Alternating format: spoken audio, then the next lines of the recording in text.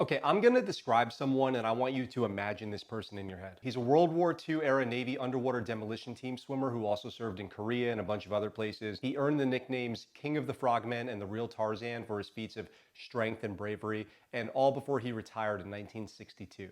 He's muscular, fit, and an excellent swimmer. Okay, got an image in your head? Did it look anything like this? Meet Fred "Tiz" Morrison, the first African-American member of the UDT, the predecessor to the Navy SEALs. When he enlisted in 1944, the Navy was still segregated, so he could only get a job as an engineman. But in 1945, when the Navy was preparing for its most dangerous operation ever, UDT leadership went looking for volunteers. Tiz knew he was a good swimmer and wanted to break out of the confines of segregation, so he volunteered for this extremely difficult training. His UDT class had 6 graduates by the time Hell Week was over, and as for why he never quit, he just said he was foolish enough to want to cut mines and set explosives. He shipped off to Maui to train with UDT-1 for the invasion of mainland Japan, a mission that most considered certain death. And I guess that makes the UDT teams the first officially desegregated combat unit in the Navy. But fortunately, that invasion never had to happen. Morrison wouldn't end up seeing direct combat until Korea, but that's where he earned his reputation. The UDTs were surveying a Korean beach while being covered by Marines. The Marines ended up getting caught in a horrific gunfight with the enemy and needed to withdraw. 9 Marines were missing on the beach, so Tiz volunteered with 4 others to paddle their boats to the beach